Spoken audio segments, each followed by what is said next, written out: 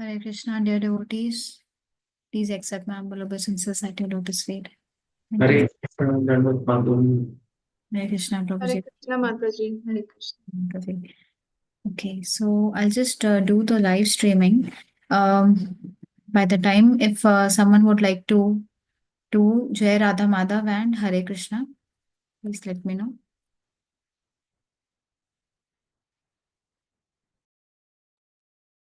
Sudha Mataji, would you like to do? Hare Krishna. Okay.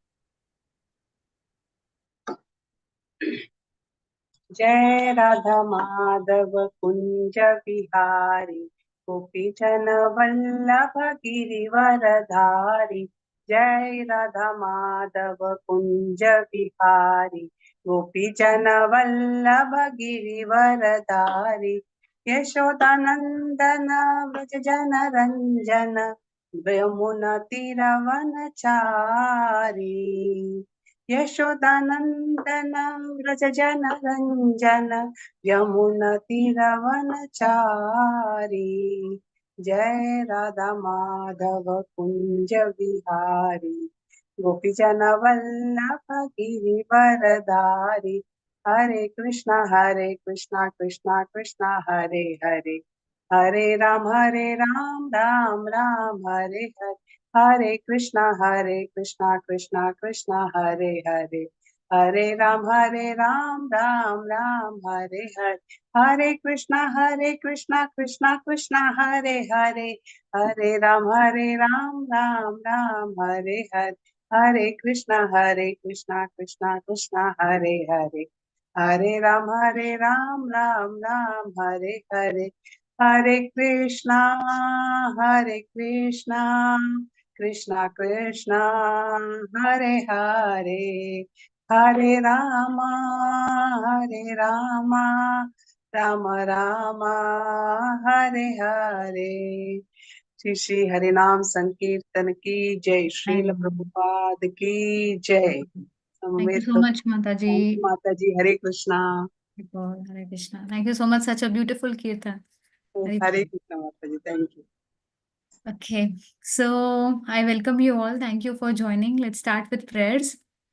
Om Agyantimirandasya Jnananjana-shalakaya Chakshurunmilitam Yena Tasmai Shri Guruve Namaha. Shri Chaitanya Manobhishtam Sthapitam Yena Bhutale Swayam Rupa Kadamaham Dadati Swapadantikam Vandeham Shri Guru Shri Yuta Padakamalam Shri Gurun Vaishnavamscha Shri Rupam Sagrajatam Sahagana Raghunathanvitam Tam Sajivam Sadvaitam Savadutam Parijana Sahitam Krishna Chaitanya Devam Shri Radha Krishna Padan Sahagana Lalita Shri Vishakhanvitam नमो विष्णुपादाय कृष्णप्रेष्ठाय भूतले श्रीमते भक्तिवेदांत स्वामिनिति नामिने नमस्ते सारस्वते देवे गौरवाणी प्रचारिणे निर्विशेष शून्यवादी पाश्चात्य देशतारिणे मूकं करोति वाचालं पङ्गुं लङ्घायते गिरिं यत्कृपातमहं वन्दे श्रीगुरुं दीनतारिणं परमानन्दमाधवं श्रीचैतन्य ईश्वरं। जय श्री कृष्ण चैतन्य प्रभु नित्यानंद श्री अद्वैत गदाधरा श्रीवासादि गौर भक्त वृंदा। हरे कृष्णा कृष्णा कृष्णा हरे हरे, हरे राम राम राम हरे हरे। वाञ्छाकल्पतरुभ्यश्च कृपा सिन्धुभ्य एव च पतितानां पावनेभ्यो वैष्णवेभ्यो नमो नमः। कथाञ्चन स्मृते यस्मिन् दुष्करं सुकरं भवेत् विस्मृते विपरीतं स्यात् Shri Chaitanya Namamitam. Thank you all for joining. Hare Krishna. Please accept my humble obeisances at all of your lotus feet. And please bless me that whatever I speak should induce bhakti in all your hearts. It should not make you go away from bhakti because I am not so sincere. So I need all of your blessings. Please bless me. Hare Krishna. Srila Prabhupada ki jai. Okay, so we have to start with a very nice fourth chapter today. It's transcendental knowledge. So, anyone would like to just give a brief of whatever they remember from how the third chapter the flow of third chapter, what all we covered in third chapter. So nice, Sindhu Mataji, please go ahead. Hari Bol. I'll just try, Mataji, as usual. Yes, Mataji. Last, Mataji, we saw that how we can see all over the desire for lording over this mentality, everywhere.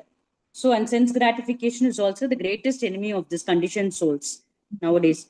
So, only by the strength of Krishna consciousness, we can control these the senses, mind, and intelligence, the material senses, mind.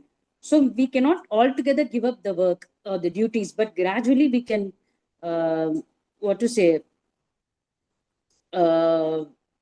developing the Krishna consciousness, we can be situated in that transcendental position, and we can come out. We'll not be too attached to that dictations of the mind, or you can say like that.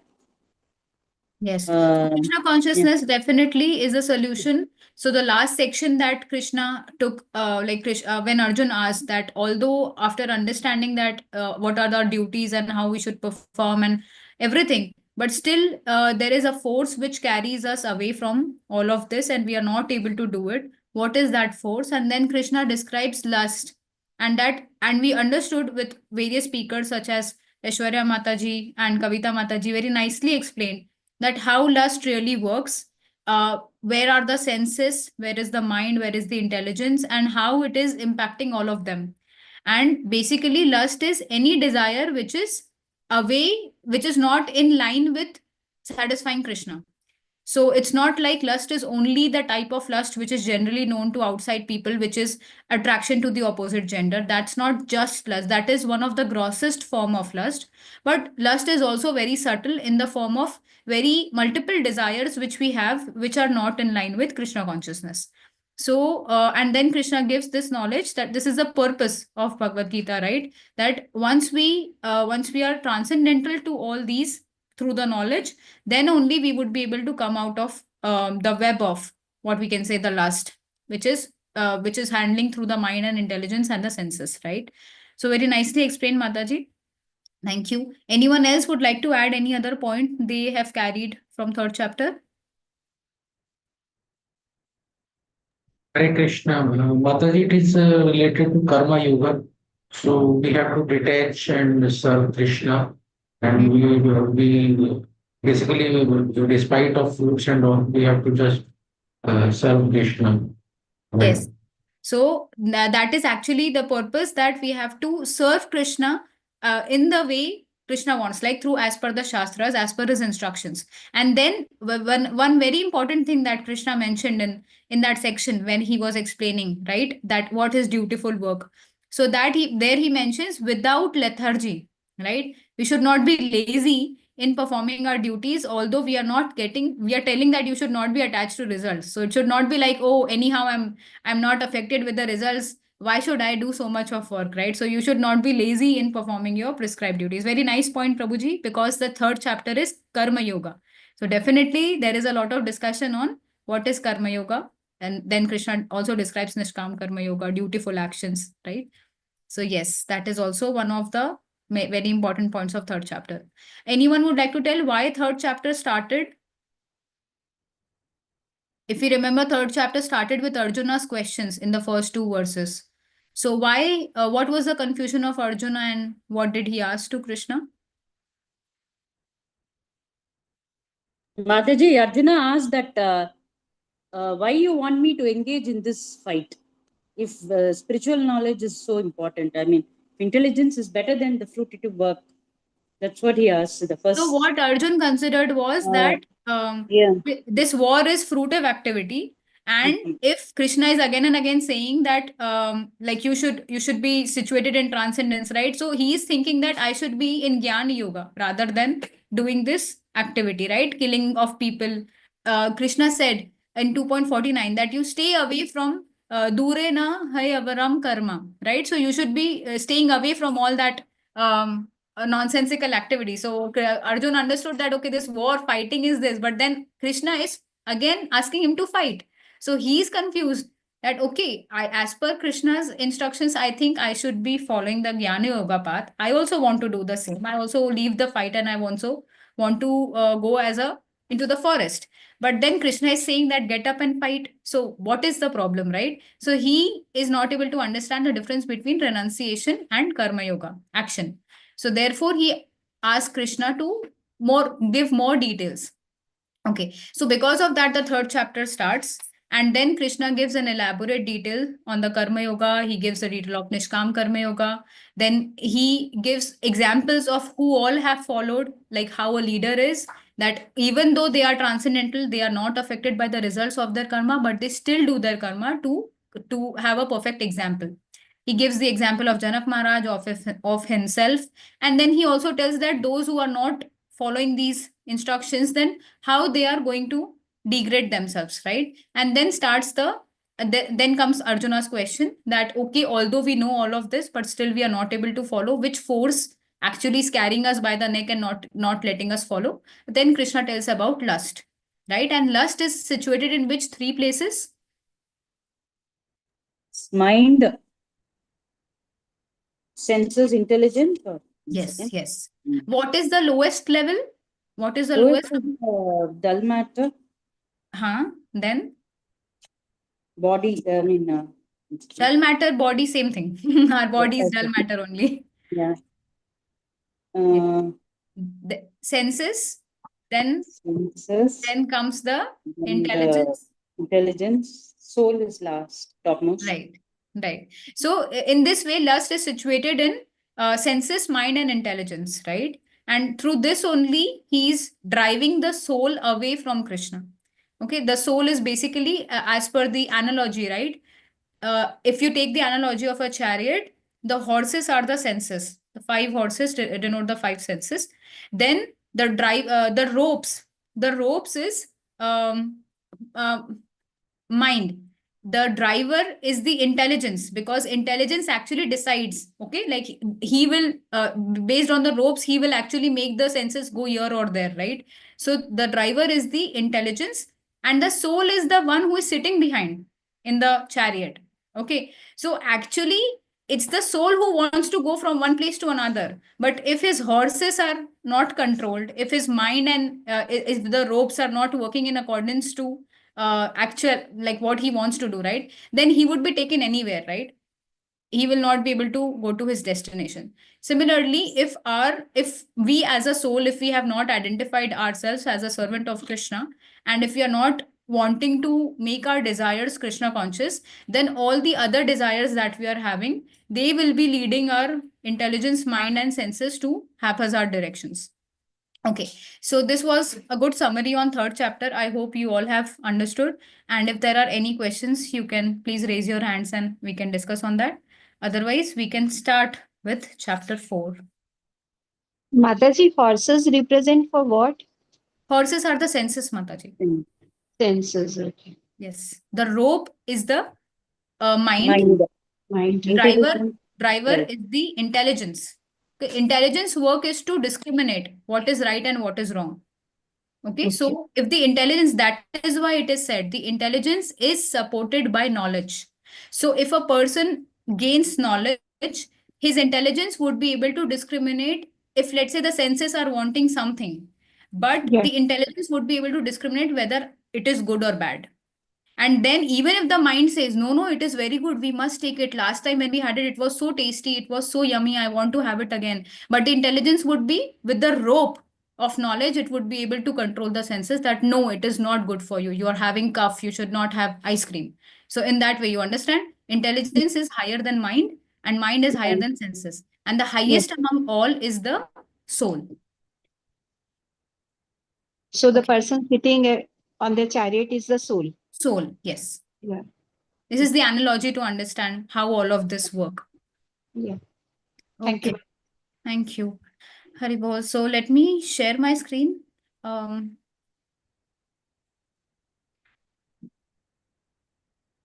Please let me know if you're able to see.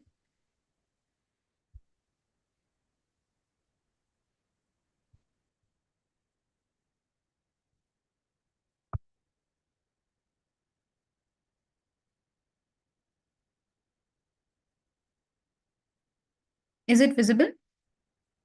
Yes. Okay.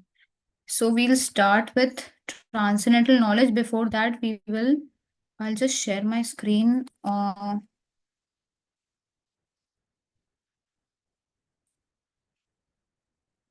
Okay, so what happens is after Krishna has given all this information that how do we actually we should be doing dutiful detached work and everything, in Krishna tells in 3.30 that the highest level of karma yoga. So what is the highest level of karma yoga is to work for Lord Sri Krishna. If we actually let us go to 3.30, just by the translation you would be able to make, Krishna directly mentions that you should work for me.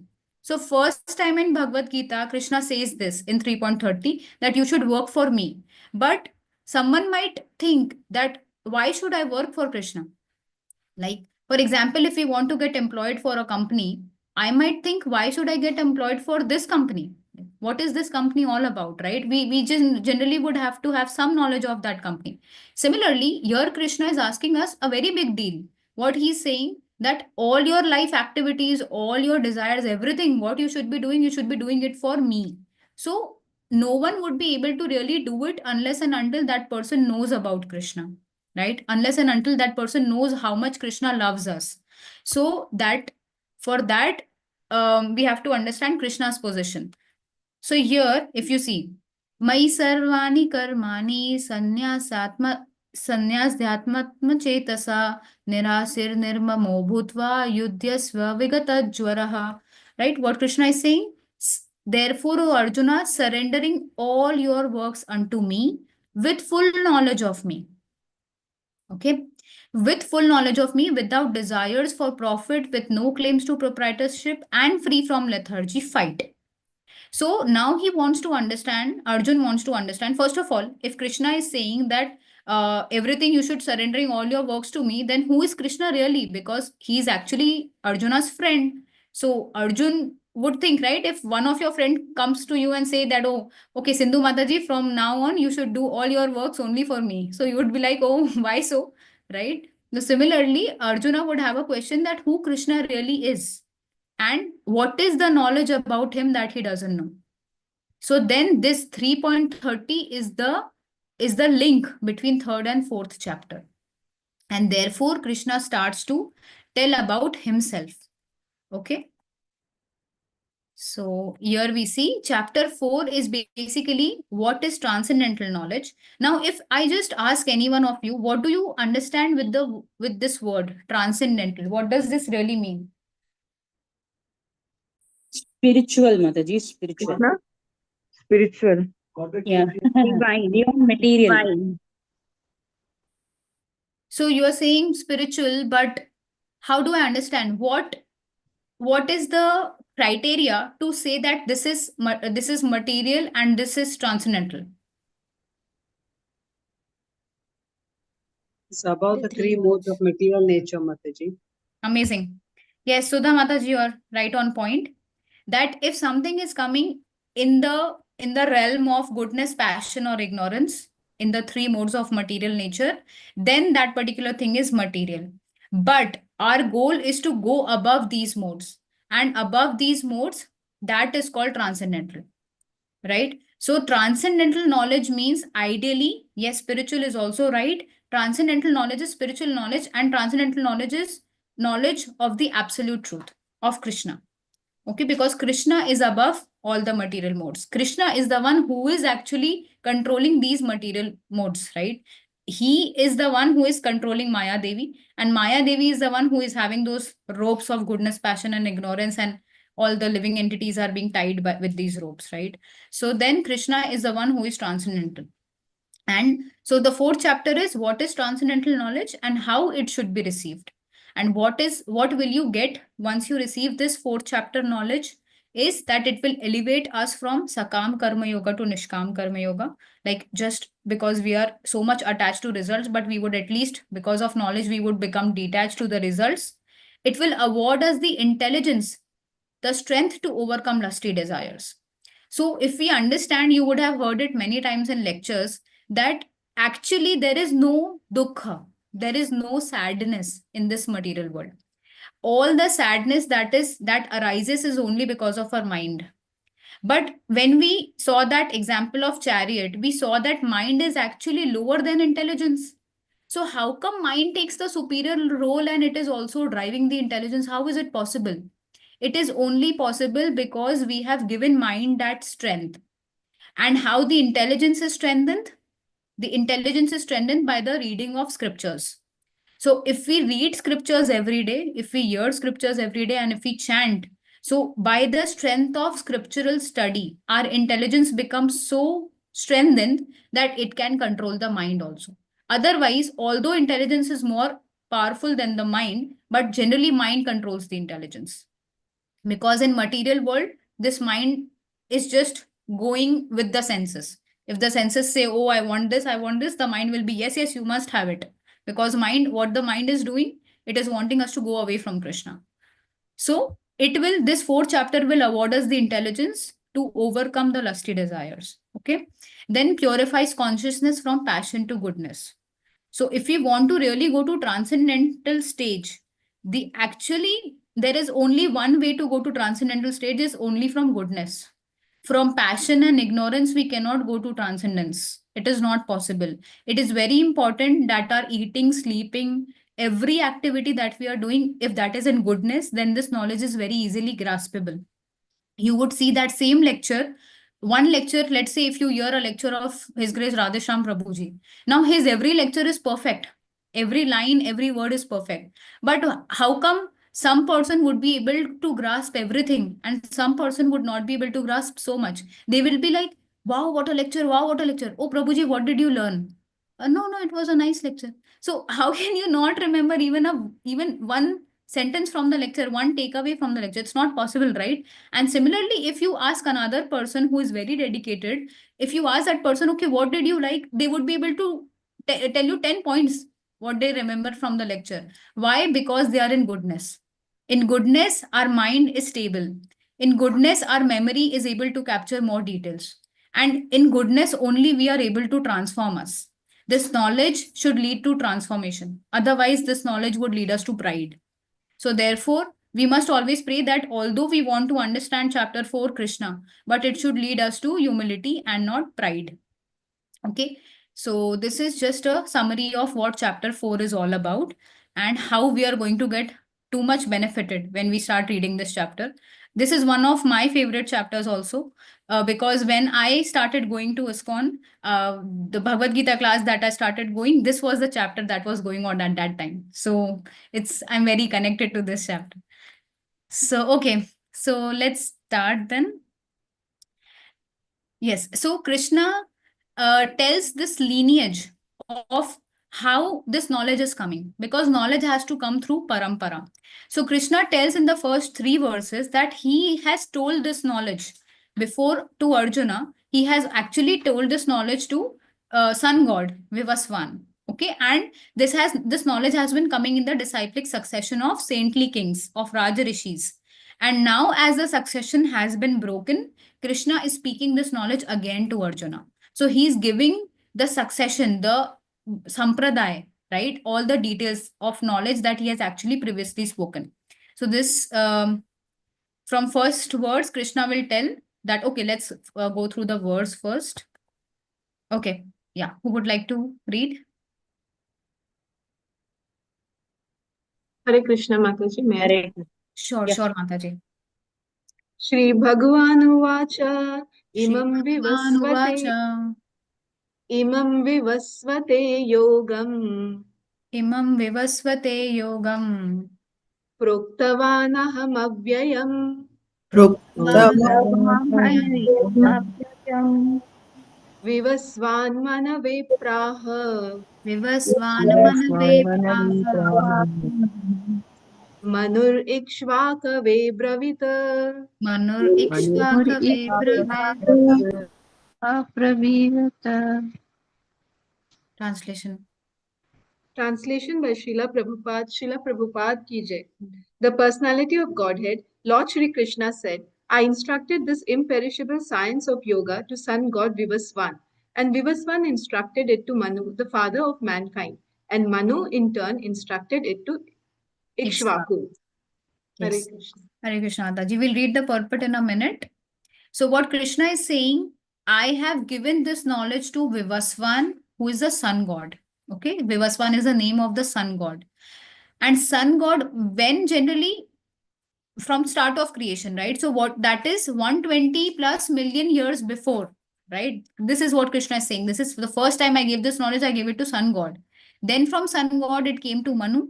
From Manu, it came to Ikshvaku. So the Surya dynasty, right? So in this way, the knowledge has been carried forward through disciplic succession. But because of some course of time, this knowledge has been lost. So Krishna has again came, he has descended to re-establish this message. And this has happened just 5,000 years ago. And this is when he is giving it to Arjuna, right? Bhagavad Gita as it is.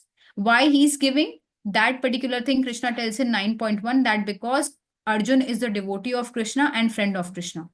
So these are the qualities required to understand Bhagavad Gita.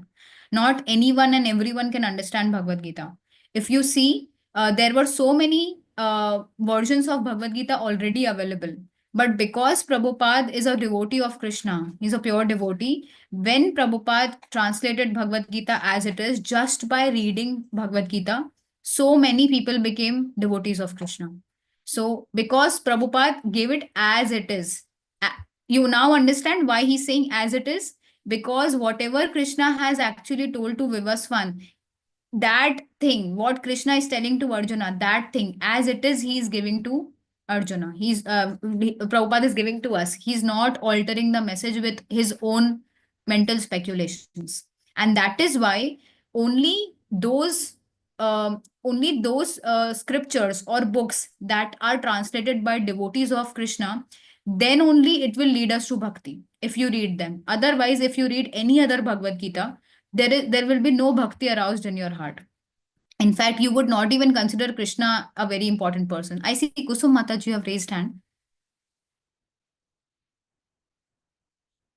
You have a Hare question? Krishna Mataji.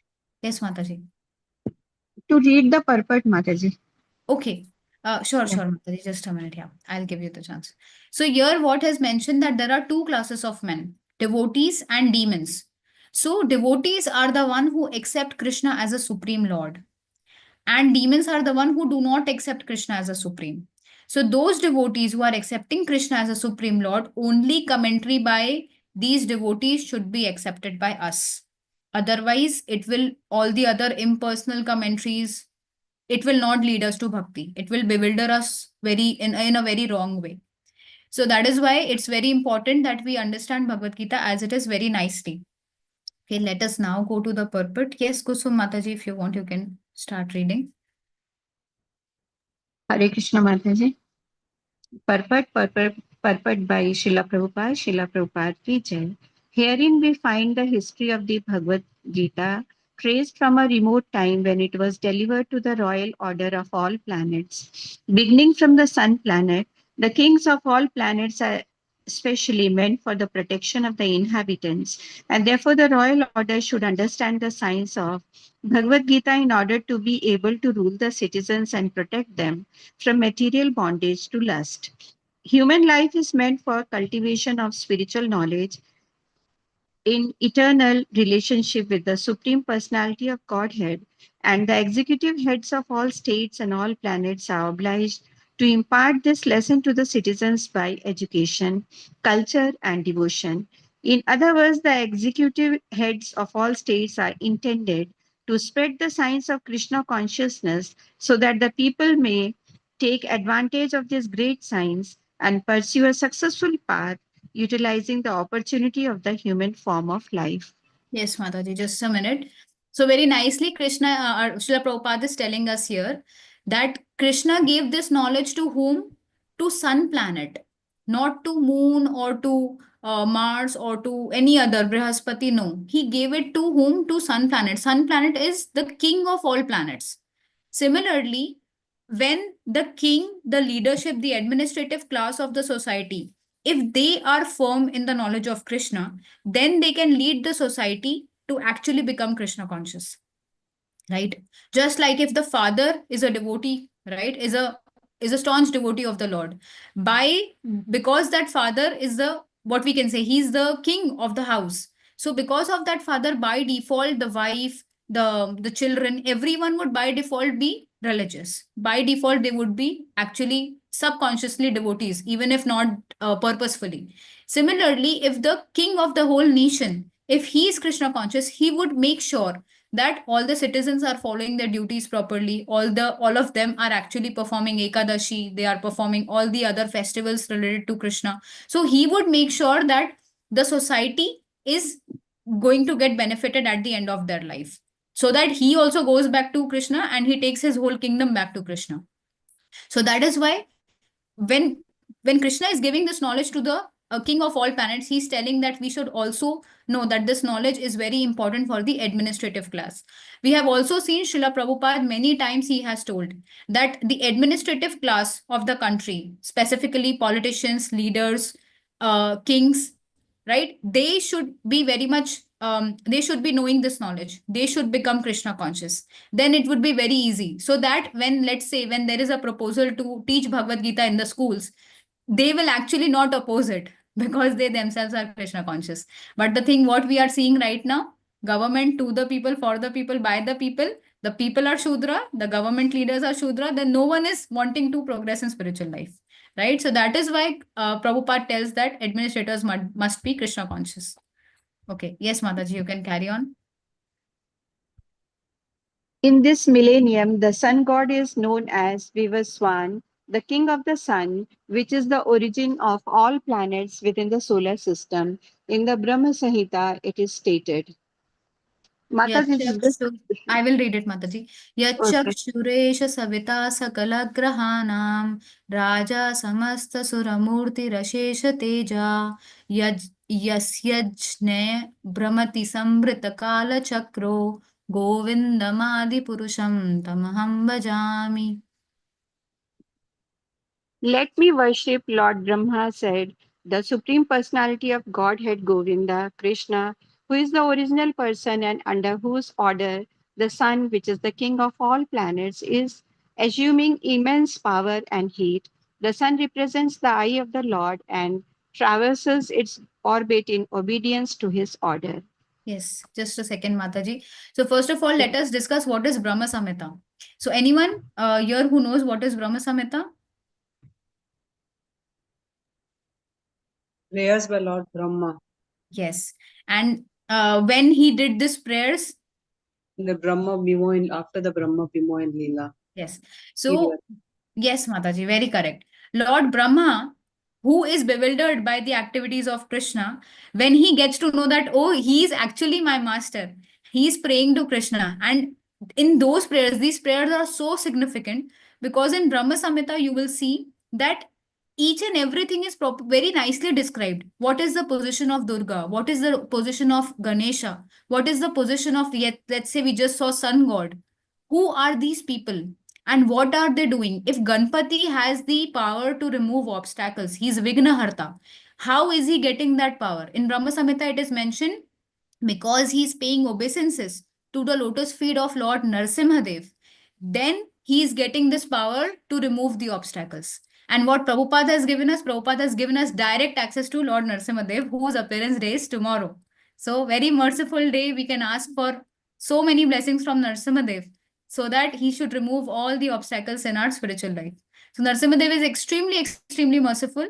I would request all of you, because this topic just came in, if you have not read the instances of how he has shown direct mercy to devotees in Mayapur. There is a very small booklet. It's on the miracles of Narsimhadev. I am not exactly sure on the name. It's very small. It's so thin. But if you read it, you'll just fell in love with Lord Narsimhadev. So Lord Narsimhadev, especially of Mayapur, he is extremely merciful. So yes, so therefore, this way in Brahma Samhita, we get to know the position of all the Devi Devtas, the position of Lord Brahma, and how Lord Krishna is the overall controller of everything. So therefore, this Brahma Samhita, this scripture is very important. So here what he's saying, Yat Chakshuresha Savita Sakala Grahanam, here he's saying that the sun god is basically eyes of Krishna. If you just analyze the sun, it is the only source by which we are able to see. If there is no sun, there is no other source that through which we can see, because of the sun only the whole planet is working. And because the whole planet is working, then your electricity, power plants, and everything is going to work. Otherwise, nothing is going to work, right? So because of the sun, there is source of light, whether we see it directly because of sun or whether we see it indirectly because of the electricity and all. So sun god is the one who is actually making the whole planet work. Sun god never take leaves. We need 6 hours of sleep at least. Sun god doesn't sleep. He is rotating continuously around the earth. Now, this is also a very big point which all of you might, many of you might not know. As per Vedic cosmology, the earth is stationary and the sun goes around the earth. Okay, so now the sun has a chariot, right? And all those things can be discussed separately because it's a very big topic. So now the sun is such a powerful planet that it's not sleeping at all. And it is, have you seen any machine which does not, like what we can say? After some time, every machine will stop working, right? But the sun god is working since trillions and trillions of years from the start of this creation and is still working in the same potential. The potency is not reduced. So can anyone create such a machine which can always permanently run without stopping? Only Krishna can create such a machine. So that the sun god is the mercy of Krishna. And this sun god who is having the immense power of heat, like he's assuming immense power and heat. This sun is basically why he's doing all of this. Yaj Agya Brahmati Samrita Kala Chakra. He is the one who is taking the Agya from Lord Krishna, right? The Supreme Personality, who is the origin person and under whose order the sun, which is the king of all planets, is assuming immense heat and power. The sun represents the eye of Lord and traverses its orbit in obedience to his order.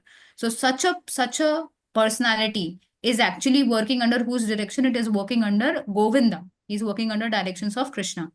So this person has received the knowledge from Krishna as the first person. Okay. Yes, let us move ahead.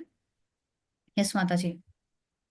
The sun is the king of the planets, and the sun god, at present the name Vivaswan, rules the sun planet, which is controlling all other planets by supplying heat and light. He is rotating under the order of Krishna, and Lord Krishna originally made Vivaswan his first disciple to understand the science of Bhagavad Gita. The Gita is not, therefore, a speculative treatise for the insignificant mundane scholar, but it is standard book of knowledge coming from time immemorial. Yes. In the Mahabharata, Okay. Yes, Mataji, please carry on. We can trace out the history of the Gita as follows. Yes. Treta Yuga Daucha Tato Vivasvana Manave Dadau Manuscha Loka Vriti Artham Shuta Yekshvaka Dadau Ikshvakuna Cha Kathito Vyapya Lokan Avasthitaha. In the beginning of the millennium known as Treta Yuga, this science of the relationship with the Supreme was delivered by Vivaswan to Manu. Manu, being the father of mankind, gave it to his son Maharaja Ikshvaku, the king of this earth planet and forefather of the Raghu dynasty, in which Lord Ramchandra appeared. Therefore, Bhagavad Gita existed in human society from the time of Maharaja Ikshvaku. Yes. So here this lineage Prabhupada is telling that it has come from Vivasvan to Manu to Ikshvaku, right? And how old is this? This coming from the start of Treta Yuga. Okay. So before that, before going to the next verse, first let us understand. Now I want all of you to, if you're doing something else, just please come back to this slide and just pay a little attention here. We are here to understand the timelines of this universe. Okay. So, first of all, we have to understand right now we are in which age? Kali Yuga. Kali Yuga, the actual duration of Kali Yuga is 4,32,000 years. Now, the double of Kali Yuga is Dwapar Yuga. Dwapar Yuga has 8,64,000 years. Similarly, 3 times the age of Kali Yuga is Treta Yuga, which is 1.29 million years. And 4 times the time of Kali Yuga is Sat Yuga. Okay, so X, if in terms of maths, it is X, this is 2X, this is 3X, and this is 4X. If you see, this equals to 10X, which means 10 times Kali Yuga is the actual duration of this Chatur Yuga. Chatur Yuga is also called as Divya Yuga. Okay, so the Divya Yuga, the age of the Divya Yuga is 10 times of this, which means 43 lakhs 20,000 years. So this one Divya Yuga, this is one Divya Yuga. Okay, everyone clear with this? If I can just get a small Haribol. Yes. Okay, so now Cool. Haribol. Okay, so now this Divya Yuga, if you see, there are Manvantars. Now there are 71 Manvantars, or sorry, 71 Divya Yugas in one Manvantar. You have seen, you have heard of Manu, right? Manu is what? Manu is the owner of one Manvantar. So in that one Manvantar, there are 71 times 43 lakh 43 lakh 20,000 years. 71 times. So those many years is equal to the life, like one Manvantar. Okay. Now, total how many Manvantars are there? There are 71 there are 14 Manvantars. So in this 14 Manvantars, if you have heard about when Krishna appears, so in every 7th Manvantar, 28th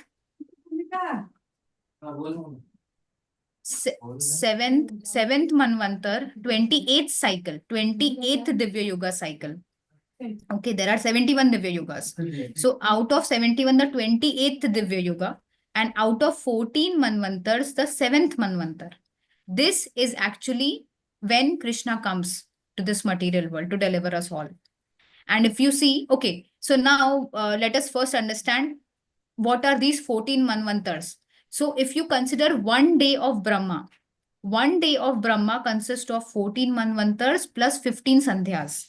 What are these 15? So this 15 Sandhyas are basically what? This is the partial devastation. Okay. And initially, like before the Manvantar would be partial creation, then there would be one Manvantar, and then there would be partial devastation. So all of this is equal to what? If like there are 14 Manvantars, there would be 15 Sandhyas, one before and one after. This whole thing is what? That is one Kalpa. Okay. One Kalpa is 1 day of Brahma. Okay. And this 1 day of Brahma is so big. Brahma has how many days? That first we have to understand. Brahma lives for 100 days. So 100 days is the life of Brahma, which is 311.04 trillion years. Okay. All of this calculation can very nicely be understood if I could have made you understand through some whiteboard or something, but that I cannot do. So I'm just trying through this chart. So this life of Brahma is so big. If you actually consider the life of Brahma, if you just consider 1 day of Brahma, one minute of Brahma, we have actually gone through lakhs of lifetimes in that 1 minute of Brahma.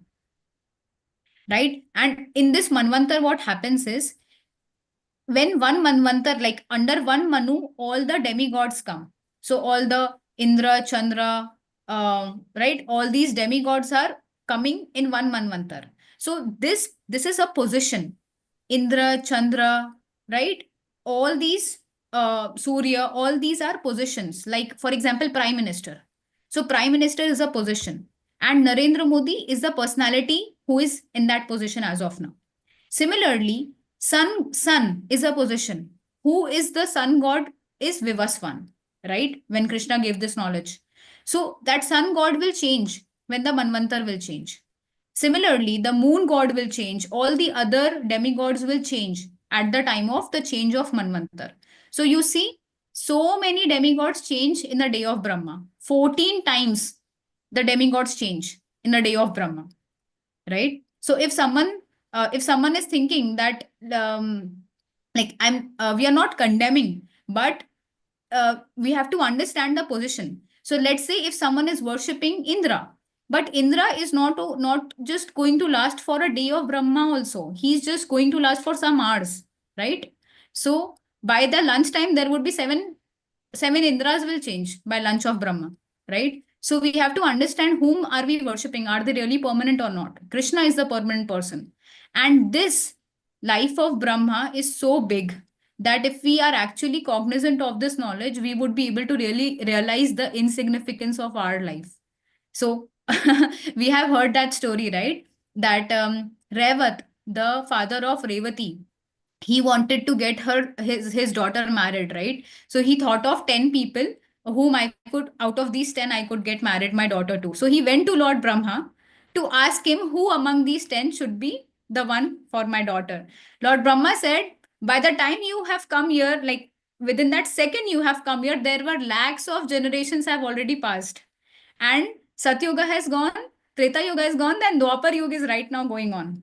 So you please go back and marry her to Lord Balram. So when they came back, they saw that all the height of the people has reduced, the trees height has reduced, everything has reduced. So then when they went to Lord Balram, it is said that Lord Balram with his hala, he made the height of Revati Maya go down, like with in accordance to his height. So this is what happens. In 1 second of Lord Brahma, lakhs of years goes by. So there was a point, there is a sentence that I heard from His Holiness Radhanath Swami Maharaj, that if you see what is the significance of your life, it is just like a point in a very big line. That is our one life. So what is the significance of that one point in a very big line? You can't even see that, right? So I was not able to understand at that point of time that how is it possible, like it's so insignificant.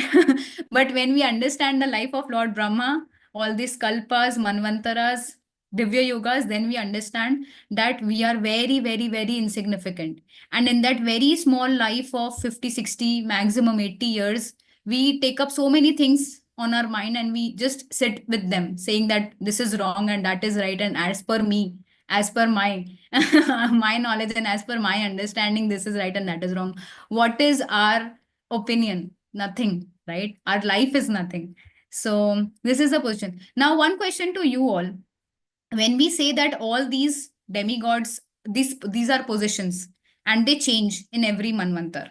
So who is getting that position and how are they getting that position? Those people who are getting that position of Surya Chandra, how are they getting it? From the Supreme Lord Krishna, Mataji. But how will he also give it? He will not no, he will not randomly choose, okay, Sindhu Mataji would be the next Indra now. No, I mean, they are the in charge for different departments according to the modes of this thing, agencies. As per their karmas. Yes, Shruti Okay, Mataji. let us think As more per their deeply. karmas Yes. and the So desires. yes, but their karmas, they should have done a lot of pious activities.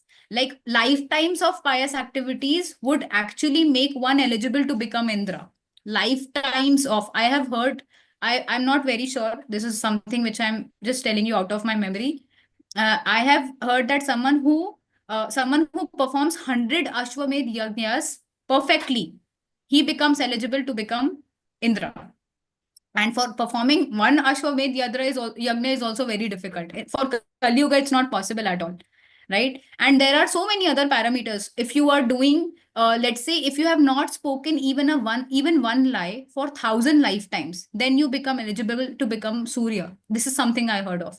So such is the pious credit of these demigods who get this position. So this position is not something we should, many times what happens, we become, in the name of Krishna conscious, we start to, what we can say, condemn the demigods. We start to say, oh, what are these demigods? But they are much, much, much higher than us.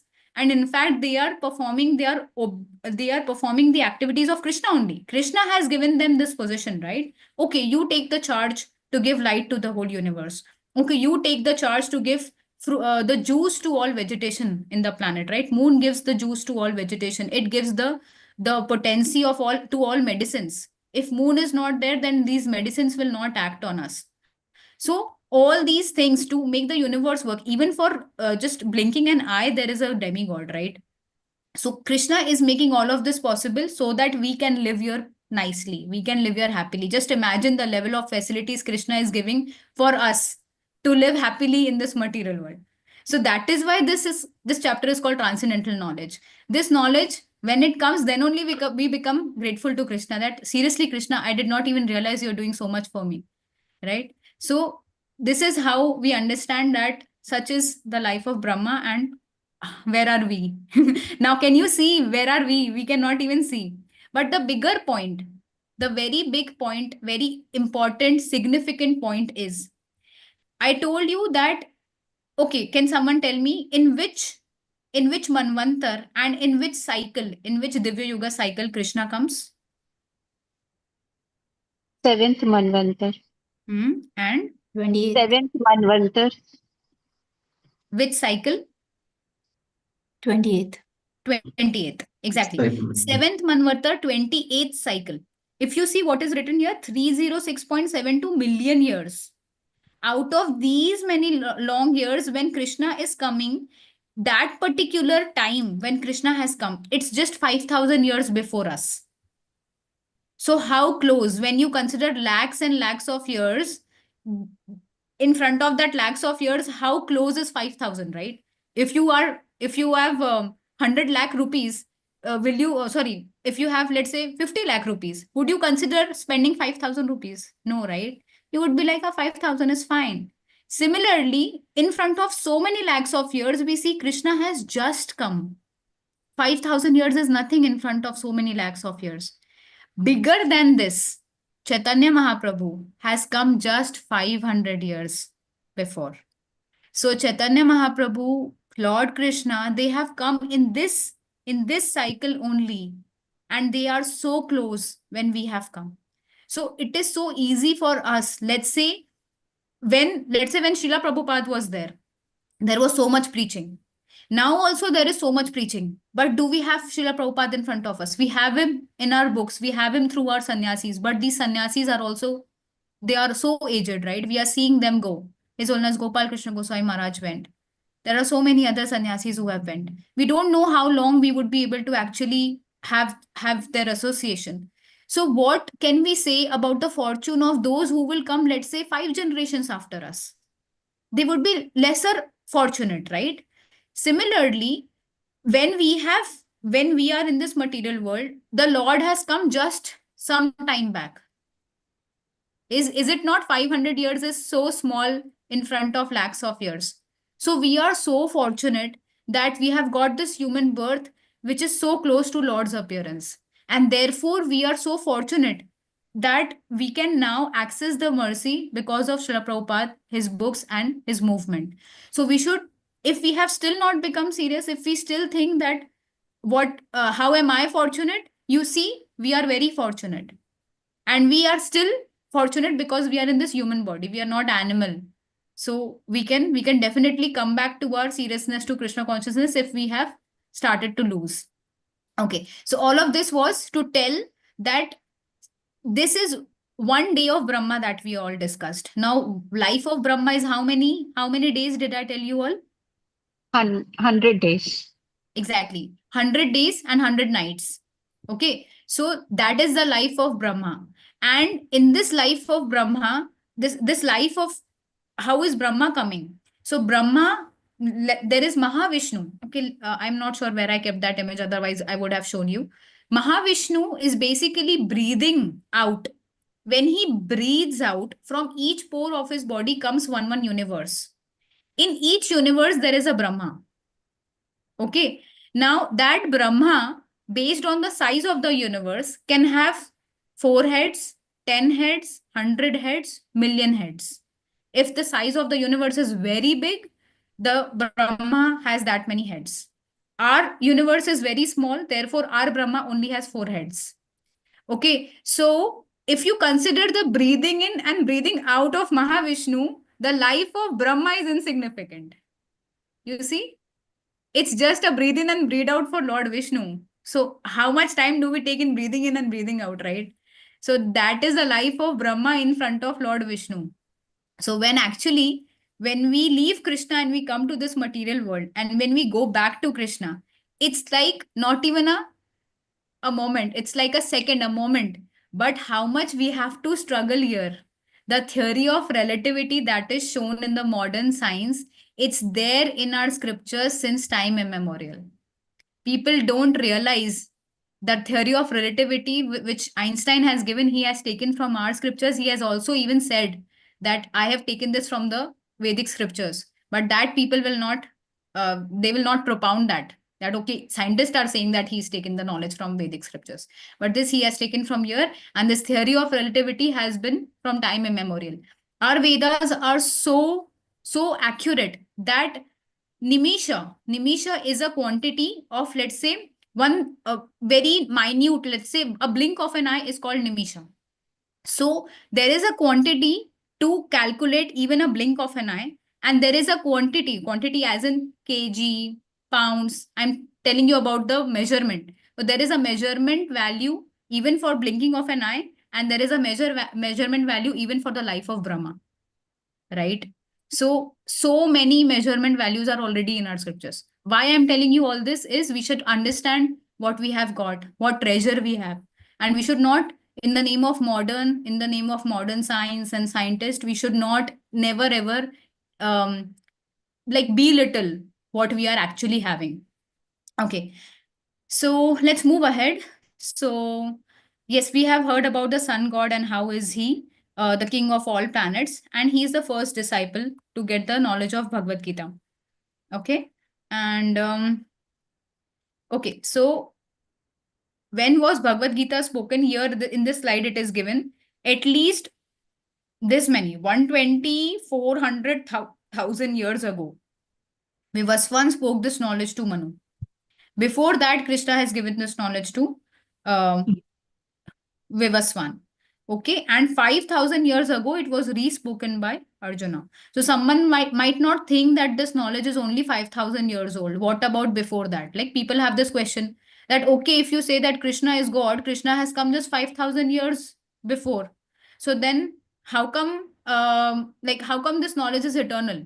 We say, right? We are eternal part and parcel of Krishna. Krishna is our eternal father.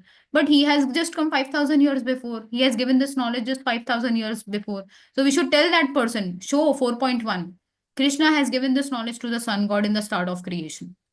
So it's not like it's just some time back. It has been through eternity. Okay. So let us go to the purport first. Yeah.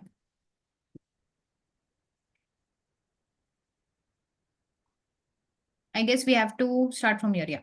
At present.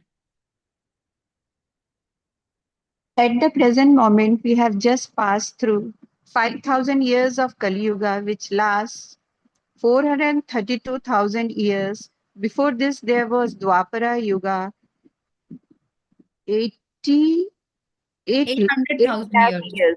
800,000 years. And before that, there was Treta Yuga, 12 lakh years. Thus, some 20 lakh 5,000 years ago, Manu spoke the Bhagavad Gita to his disciple and son Maharaja Ikshvaku, the king of this planet Earth. The age of the current Manu is calculated to last some 305 300,000. 300,000 years, of which 120 400,000 years have passed. Accepting that before the birth of Manu, the Gita was spoken by the Lord of his disciple, the sun god Vivaswan. A rough estimate is that the Gita was spoken at least 120,400,000 years ago, and in human society it has been extant for 2 million years. It was re-spoken by the Lord again to Arjuna about 5,000 years ago.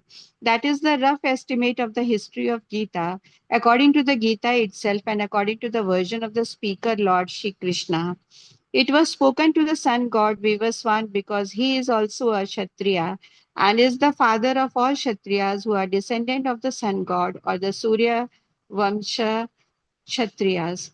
Because Bhagavad Gita is as good as the Vedas, being spoken by the Supreme Personality of Godhead, this knowledge is apaurushya, superhuman. Since the Vedic instructions are accepted as they are without human interpretation, the Gita must therefore be accepted without mundane interpretation. The mundane wranglers may speculate on the Gita in their own ways, but that is not Bhagavad Gita as it is. Therefore, Bhagavad Gita has to be accepted as it is. from the disciplic succession, and it is described herein that the Lord spoke to the sun god, and the sun god spoke to his son Manu, and Manu spoke to his son Ikshvaku. Yes, Hare thank you Krishna so much, Mataji. Mataji. Hare Krishna. Okay, so very start when we started the first chapter, initially we were discussing, we had a discussion, very small discussion on Paurushaya and Aparushaya. If anyone remembers what really is Aparushaya, we were discussing on, Not yes, human.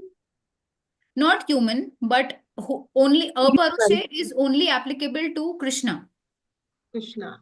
Poroshe means which is something humanly, right? Humanly possible or something like that. So why this knowledge, this Bhagavad Gita, it is relevant for all times.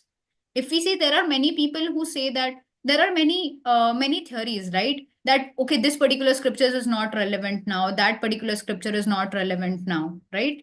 Uh, Many people say that oh, Gita has been spoken 5,000 years before, why is it still relevant? We see so many leaders of the society, there are so many books written, that one of the best sellers on habits, what is that, 5 habits, something like that, I don't remember the name of that book. That book was so popular, and the author says I have taken all those things from Bhagavad Gita, all the habits that I've mentioned, that I've taken from Bhagavad Gita. Leadership books, they have the qualities from, they have the points from Bhagavad Gita. All the important things that people want really, all of that is there in Bhagavad Gita. So we cannot, no one can say that Bhagavad Gita is not relevant because it has been spoken so long back. It is a Porushe because it is the words of Krishna.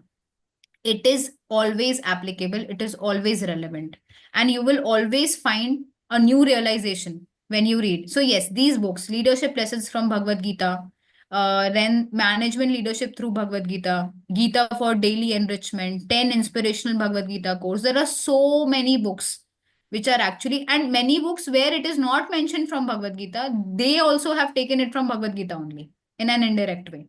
There was one book, how to have good relations, how to make friends, something like that.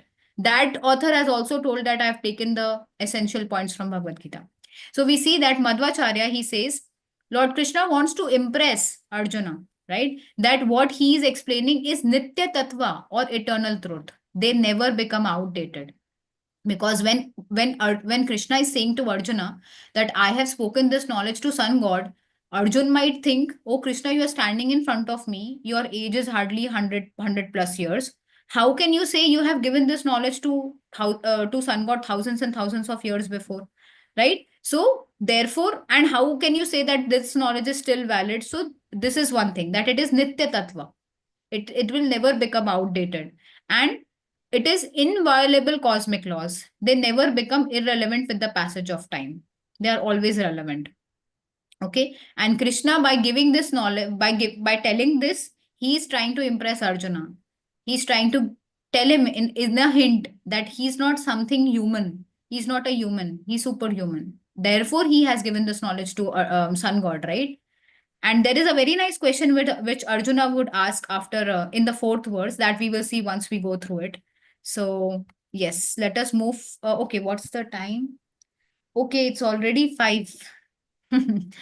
This is what Hari Ananta Hari Katha Anant. And it is so blissful that we don't even come to know that so much time has passed. The theory of relativity we saw.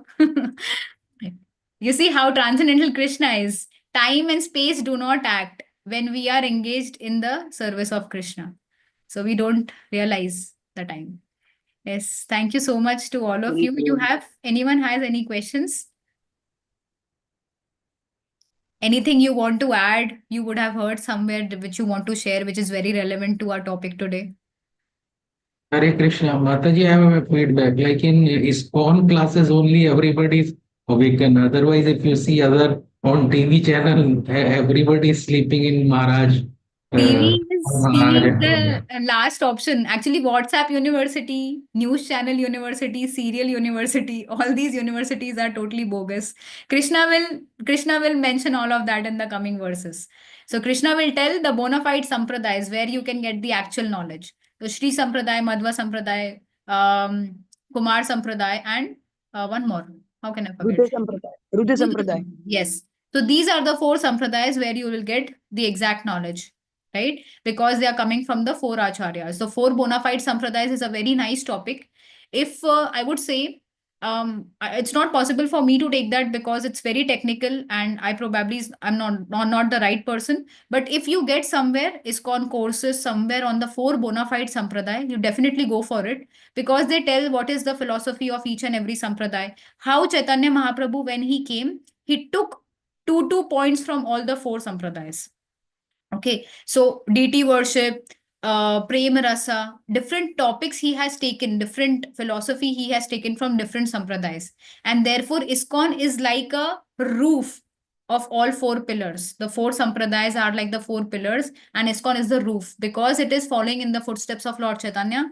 It is actually uniting all those four sampradayas, right? Those four sampradayas might think that this is better and that is better and that this is not better, but ISKCON is actually the roof giving shelter to all four of them. And therefore, if we anytime if we get any chance to even associate with Sri Vaishnav sampradayas, right, Madhva sampradayas, there are so many actual disciples in those sampradayas as well. We should not think we have come to ISKCON, we have got four hands, we have become Vishnu, right? Okay, it's not like that. We must they are following the orders of their Guru Maharaj very nicely in the right bona fide sampradaya. So even they will realize the knowledge. Even we will realize the knowledge if we respect them. So yes, all the bona fide sampradaya discussions we will do in the next class, and that is also very enriching, very enlightening, and it also gives us a lot of confidence that we could have gone into so many other sampradayas and so many other upper sampradayas, I can say. We could have lost our human life very easily if we have got into Mayavad, impersonalism, so many ways. But somehow, by the mercy of Srila Prabhupada, somehow by the mercy of devotees, we got ISKCON. So now we have the right platform to realize Krishna. Hari Bol. Hare Krishna. Mataji, you told in Brahmaji is four-headed because of the size of the universe. Size of the universe, yes. How many, is there any estimation of soul also? How many souls he is serving? Or what is the, That is unlimited, na Prabhuji. We just discussed that his life is so big, right? We cannot even say that how many souls a prime minister is serving, because in his life, so many souls have taken birth in that motherland, right? And souls is not just human. They are also an ant, they are also a whale. So there are innumerable living entities. Right. Yes. Okay, so thank you so much for joining. Thank you so much for giving me the opportunity to glorify Krishna, to glorify Srila Prabhupada, and to glorify the knowledge that we are getting. We are so fortunate. And I'm so thankful to all of you for this opportunity. Please accept my humble obeisance at your lotus feet. Vancha kalpatarubhyascha kripa sindhubhya evacha patitanam pavanebhyo vaishnavebhyo namo namah. अनंत कोटि वैष्णव वृंद की जय, जगत गुरु श्रील प्रभुपाद की जय, श्रील भगवद गीता की जय. हरे Krishna. Hare Hare Krishna. Krishna.